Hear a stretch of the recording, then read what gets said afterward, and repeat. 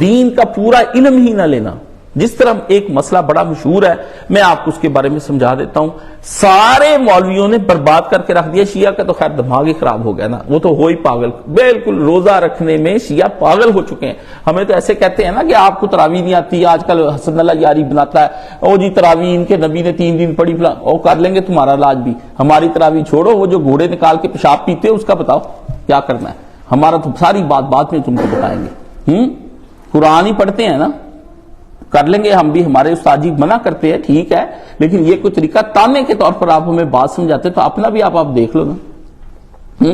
ایک چھوٹا مسئلہ ننا سمجھ نہیں آتا، آپ کے دماغ میں نہیں داخل ہونا، مجھے پتہ نہیں ہونا، لیکن جس کے دل میں خوف ہوتا ہے اس کے دل میں داخل ہو جاتا ہے. جس کو پتہ میں نے سنا، اور اس کے بعد بچپن سے آج تک اس میں کبھی میں نے الحمدللہ کوئی کوتاہی نہیں کی. اللہ معاف کر دے اگر کوئی ہوئی کوتاہی تو اس میں. سیدھی بات کہ نبی کریم صلی اللہ علیہ وآلہ وسلم کے دور میں 2 اذانیں ہوتی تھی.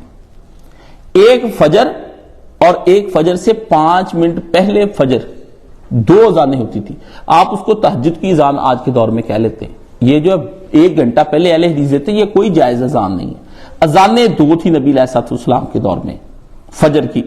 ایک فجر صبح کاذب اور ایک صبح صادق، سچی فجر صبح اور جھوٹی صبح.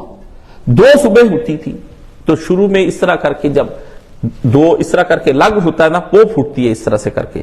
فجر جب رات کی سیاہی اس طرح سے پھوٹتی تو درمیان سے ایک روشنی سی نکلتی، صبح کاذب.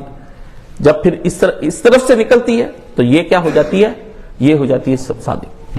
تو کرتے کیا ہے؟ فرمایا یہ تھا کہ جب پو پھوٹے کاذب ہو تو اسی وقت مینار پر مؤذن چڑھ جائے اور اذان دینی شروع کر دے، تاکہ سارے لوگوں کو یہ بات ہو کہ فجر کا وقت اب قریب آتا جا رہا ہے، صحیح صادق فجر کا. اور سارے بندے جلدی جلدی اپنی کلوزنگ کر لیں. جو کوئی روزہ رکھ رہا ہے وہ بھی، جو کوئی نفل پڑھ رہا ہے وہ سلام پھیر دے. سارے بندے ختم کریں اب سحری کی ایکٹیویٹیز بند، کیونکہ اب فجر ہونے والی ہے. دیکھیں کیسی فجر اذان ہے، کیسی ہے یہ. سوئی فجر اور مغرب کی اذان سوئی کے ناکے پر ہونی چاہیے.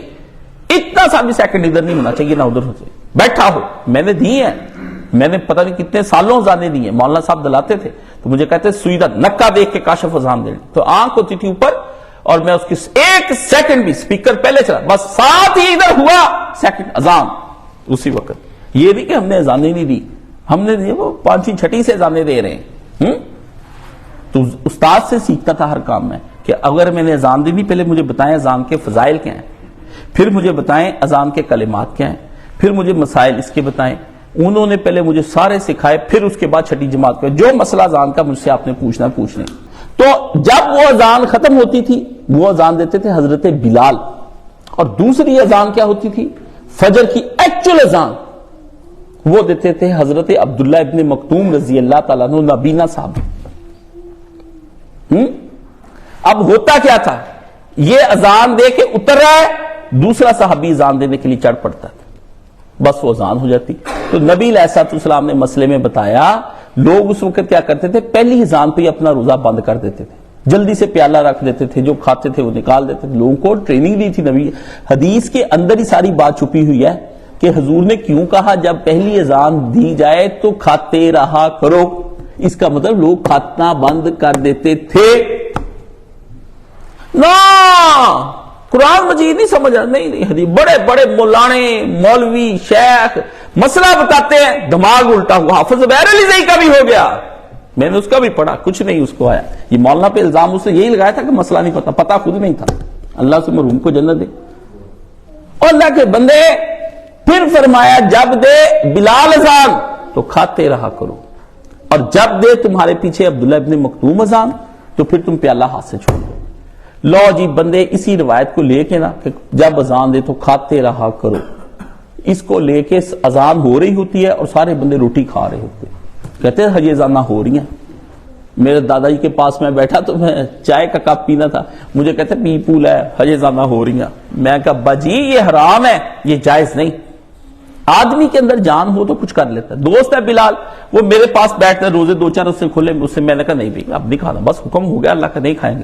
ہاتھ کا پیالہ بھی جو تھا وہاں پہ ہم نے نوالا چھوڑ دیا. دل چاہتا تھا کہ نوالا منہ میں اندر منہ میں بھی گیا تو نکال دے اسی وقت، نہیں کھانا. اب نہیں کھانا. حکم ہو گیا بادشاہ کا کہ بند. تو فرمایا بند, سیکنڈ میں بند, تو سیکنڈ میں ہی بند. اس طرح پڑتی نفس کو لگامے. کہا 1 انچ بھی تم آگے نظر نہیں آنے چاہیے. فرمایا 1 انچ بھی نظر نہیں آئے گے بادشاہ. فرمایا تم اس محاذ کے اینڈ تک نظر آنے چاہیے, چاہے آگ کا دریا کیوں نہ ہو. فرمایا شہنشاہ معظم آخری دریا کے دھانے پر پائیں گے آپ مجھے. اللہ کہتا ہے یہ بندے جب آئیں گے, سلام قول من رب رحیم, تیرا رب تم کو سلام کہتا ہے. واہ پلے پلے شاباش, میری بات مان کر آ گئے. ادھر پوری بدتیں, شادی کی رسمیں, جو تیجے ساتھے چالیے, مہندی سب کر گزرو, سب کچھ کہوں کڑپ کر دو, تباہ کر دو, برباد کر دو خدا کے دین کو خوشیوں کے نام پر. پھر انہی گھروں کے اندر بربادیاں ہوتی میں نے دیکھی, روتے ہوئے دیکھے سارے لوگ. میرے اپنے گھر میں 20 قصے ایسے. انا للہ و انا الیہ راجعون. مومن کو رمضان یہ سکھاتا ہے کہ ایک سوتر بھی آگے نہیں جانا جب حکم ہو گیا. بس یہ وہ باہر ٹریننگ ہے جو یہاں پر ہوتی, بس یہ پورے رمضان, پھر پورا سال چلتی ہے ٹریننگ. جس مومن نے رمضان شریف کے اندر یہ ٹریننگیں لے لی, وقت پہ نماز, تہجد, سحری, افطاری, یہ وہ سب نبی کی طرح کا کر لیا, سب کچھ نبی کی طرح کر لیا. انشاءاللہ عزیز علماء نے لکھا, اور صلحہ نے لکھا, اور زہاد نے لکھا, اور عرفاء نے لکھا, اور بڑے بڑے اللہ کے قریب ولیوں سلف صالحین نے لکھا کہ جس آدمی کا رمضان مرتب ہو گیا اللہ اس کی پوری زندگی مرتب کر دے گا. اور جس نے رمضان شریف کو انتشار میں رکھا اور اس کا فساد بنائی رکھا, نہ اس میں کوئی پرواہ کی نہ کچھ, کہتا ہے پورا سال ہی روتا رہے گا, برباد ہی ہو جائے گا سارا. پھر نہ اللہ کو کہے کہ سارا سال میرے ساتھ کیا ہوا. اللہ نے کہا تو نے پورے رمضان میں ہماری حدوں کو پار نہیں لگایا, ہمارے ساتھ عشق کیا ہے. رات کے پچھلے پہر میں نیند تجھ کو آتی تھی پر تو اٹھا اور تو نے 11 رکعتیں نبی کی اقتداء میں پڑھی, 8 2 کر کے تو نے 10 پڑھی, اور پھر ایک اکیلا وتر. جب تو وتر کے لیے کھڑا ہوا پھر تو نے اپنے ہاتھ بلند کیے رکوع سے پہلے, اور پھر تو اپنے اللہ کو پکارا. سن اس اللہ کا جواب کہ بندہ میں موجود ہوں, جو تو نے مانگا وہ بھی دیا, جو سوال کیا وہ بھی دیا, اور جو تیری چاہتے تھی وہ بھی ہم نے دیا, اور دے دیا تجھ کو مغفرت کا پروانہ. جا لے جا.